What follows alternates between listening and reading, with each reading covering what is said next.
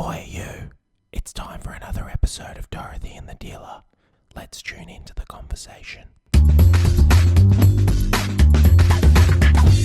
to a little bit of jazzy blues stuff lately, and I know that this is not something you're going to be able to guess the name of. Well, it's a common track, isn't it? Is it? It is, yeah. I play it in the house, and the kids are like, "What is that music you're listening to?" But I absolutely love it. So It's I not put exactly it a song. on. No, it's not, but it's a great, very catchy track from the. I think it's from the 50s, but I think since I've been playing it in the house, I've been loads of 50s and 60s blues and jazz and stuff like that. I would never have listened to that sort of stuff. So But, somebody's introduced it to you. And Yeah, then you've and it's gone cool into- when you're cooking in the kitchen, just putting that on in the background, putting on some incense, drinking some tonic water. Your life has changed these My days. life has changed. So we've got some questions. So Yep. a few questions have been sent in. So we thought we'd do a Q&A. Yep. To answer some of the questions that have been sent in. They're very different questions that we've got today, that we've been handed today. So, okay, so the first one is, there's actually quite a few parts to it. So it's been hard to be a mum when I don't know, I think I might just read the whole thing, then we'll answer some parts. Yep. It's been hard to be a mum when I don't know what a good mum looks like. I'm always afraid that I'll damage my daughter in some way like my mum damaged me. So I still have so many issues because of how cruel my mum was to me as a kid. How do I make sure my daughter feels safe, loved, and can come to me for anything if I don't have an example to follow? In answering, in answering this question, we need a cough button. In answering this question, I think our objective always is to answer it as truthfully as we possibly can, and but the answer is going to be a bit pointy and a bit controversial. So, because it really what it does is it pushes the person to do some actual work on themselves. The first thing I would just answer to go to the first part. So of it's the question. been hard to be a mum when I don't know what a good mum looks like. I'm always afraid I'll damage my daughter in some way like my mum damaged me. So I feel like that's the place that we have to start. When you feel that you've been damaged, you're going to try and avoid doing the same thing to your kid. But the problem is that when you have that perception, in some way it will, what you run from, you run into sometimes. So the problem isn't so much about what you're doing. The problem would be around the perception of being damaged, because in the perception that you feel like you were damaged, like if a parent feels they were damaged, they're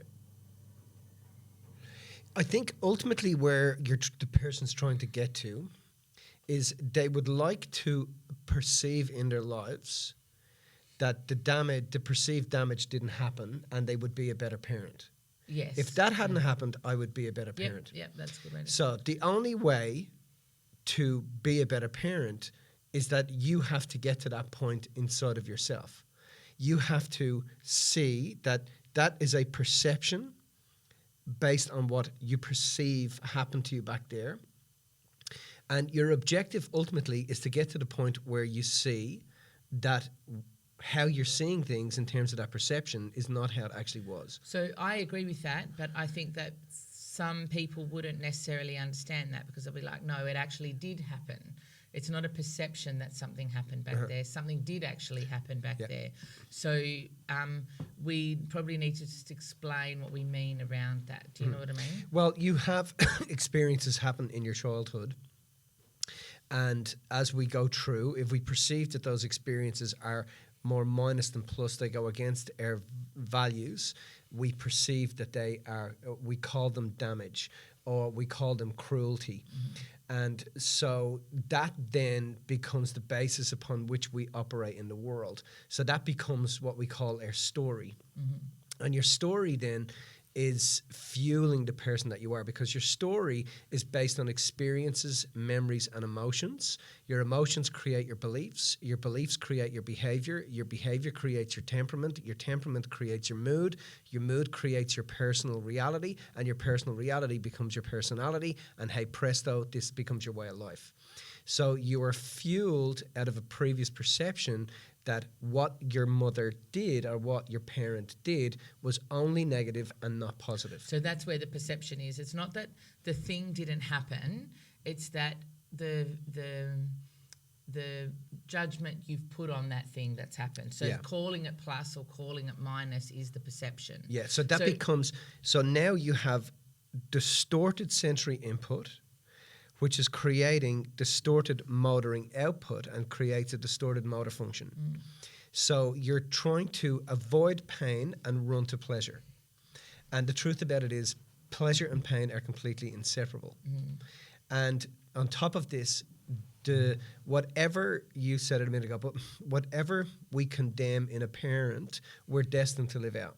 The person we condemn is the one we'll become, because we're destined to see that no matter what the parent was doing, we were loved. Yeah. No matter what happened, we were loved. So one of the biggest things that we see with parents is that they feel like they've damaged or broken or affected their kids or messed something up in their kids, and they worry about that. And the problem is that in order to show a person that you haven't messed up your own kids, you have to get that your parents never messed up with you.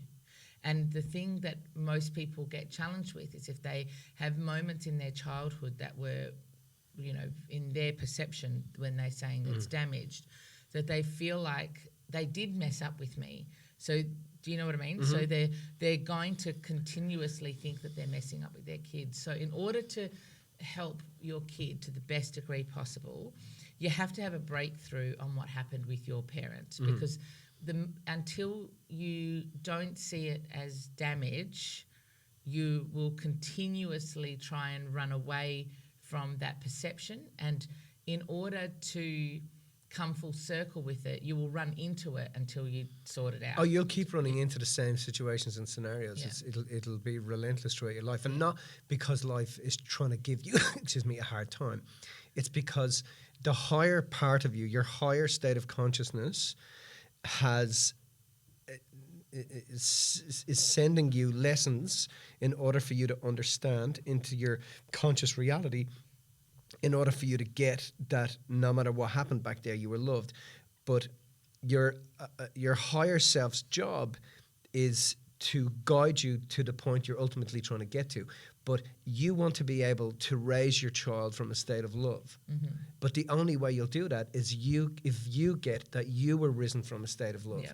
And if you get that love has no conditions on it. And what that means is that love will do whatever it takes. It doesn't go, in order for you to feel loved, I'm going to only be kind, I'm going to only be caring, I'm going to only be, it's only going to be one way. Yeah. In actual fact, there are certain qualities and attributes that you have received as a result of how the parent behaved, and those qualities and attributes are part of the evolution of the emotional nature of your heart to become a better parent.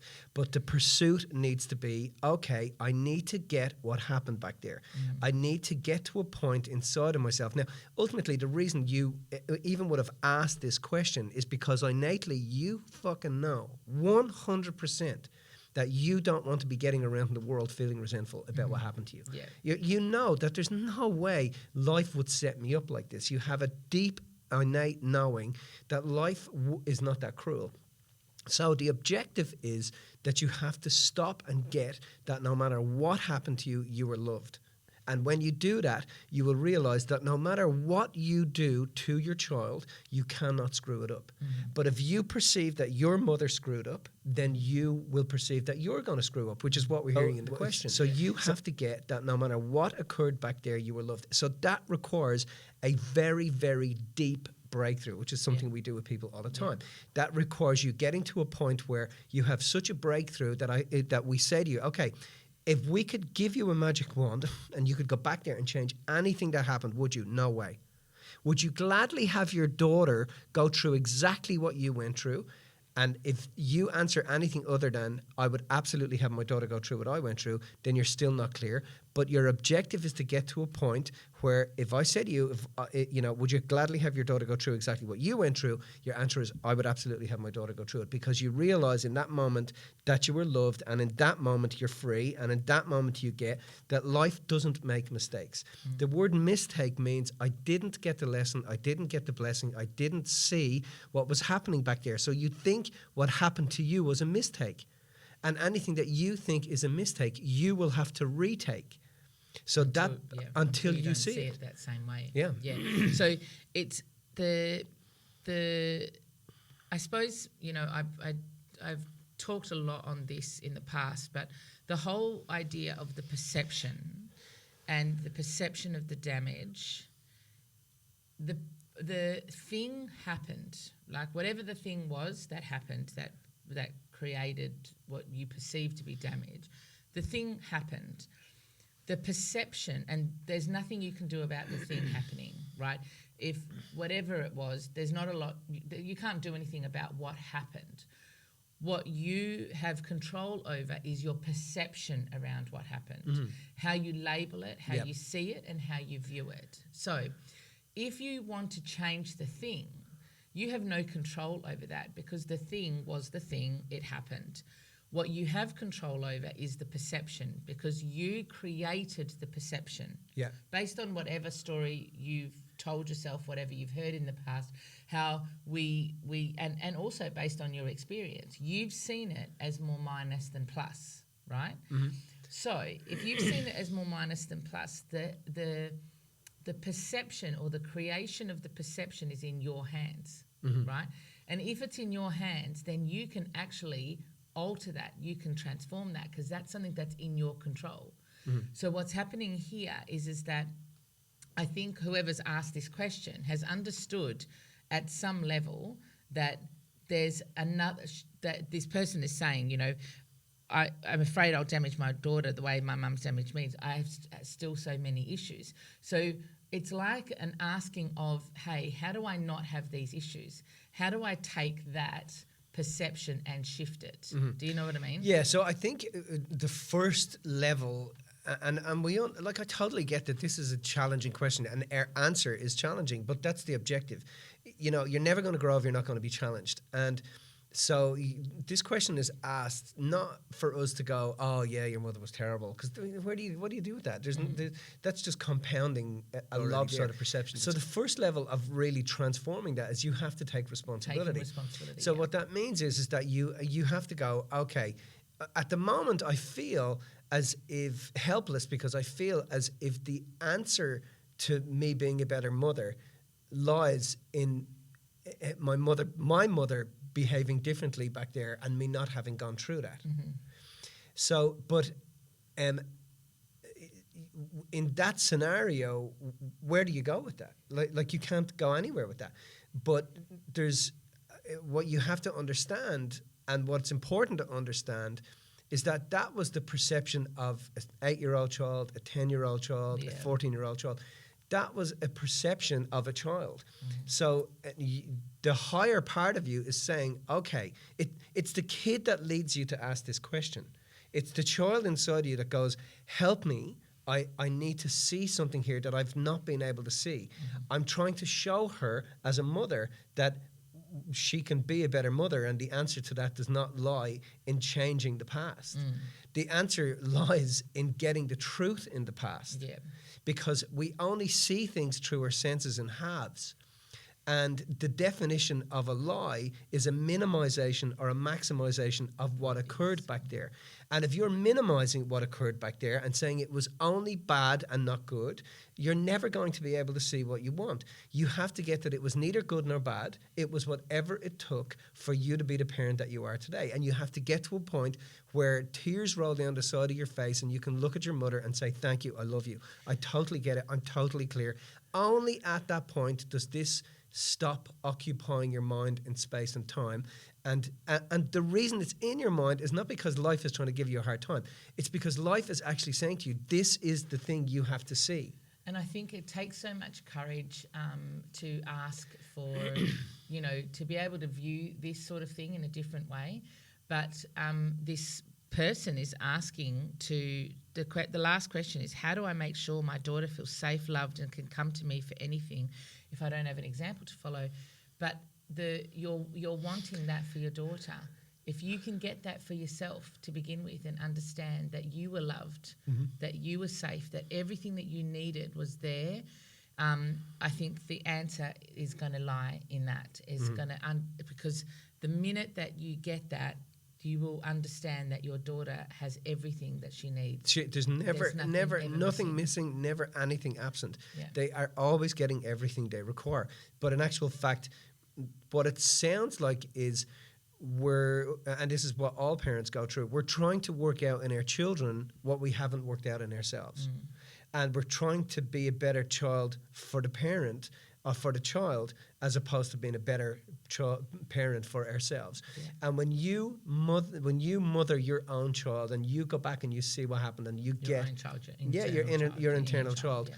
When you go back and sort that stuff out for that little girl inside of you, you will realize you can't get it wrong. Yeah. You cannot make a mistake with your children. No matter what they do, no matter what goes on, there is a hidden perfection in everything that goes on.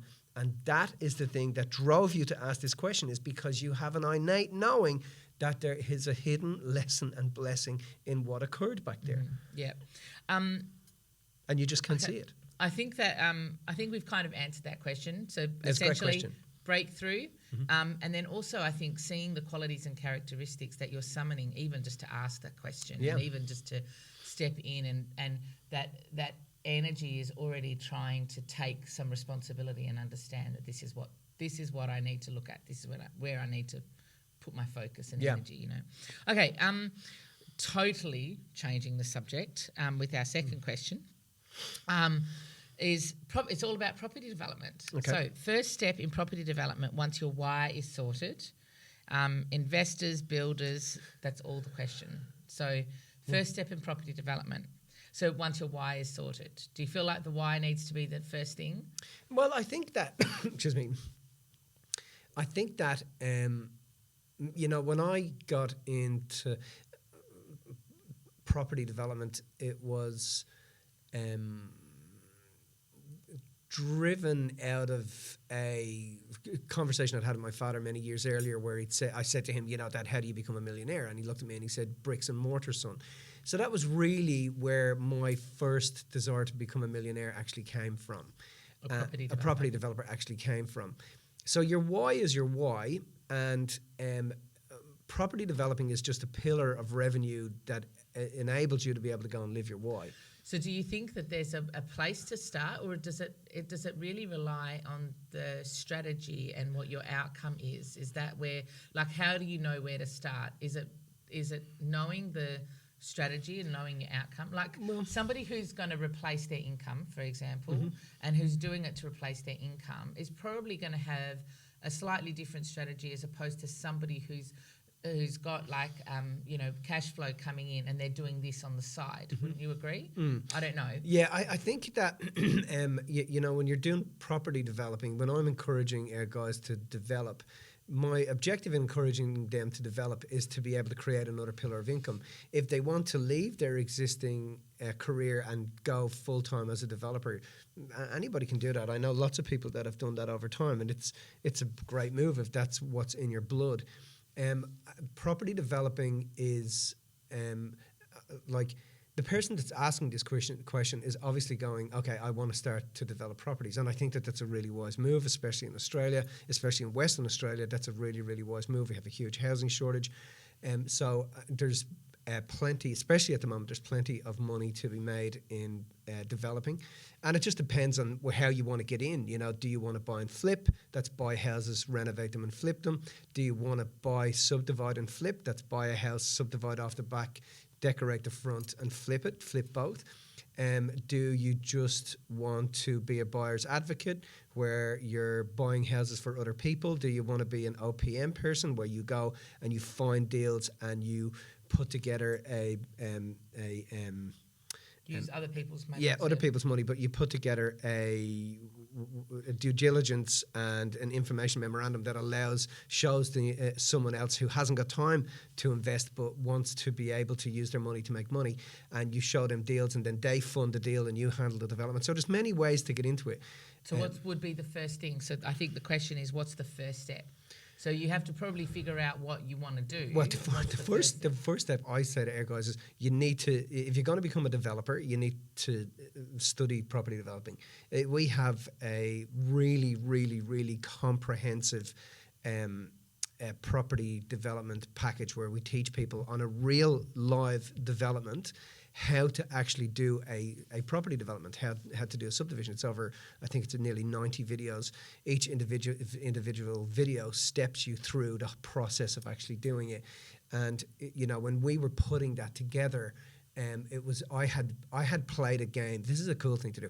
I'd played a game many years ago called Cash Flow, and it was created by Robert Kiyosaki. And I played it with a chiropractor, a lawyer, and a chiropractor, 2 lawyers, and me.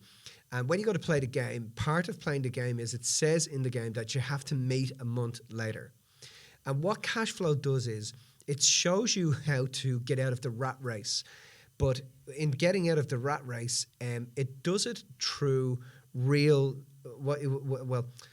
how to actually do deals. And it really, it blew my mind because it really educated me on how easy it was to actually get out of the rat race. It blew my mind. And I remember all of us met a month later, and every single one of us had bought another property development. And so that is one of the first things I would recommend that you do.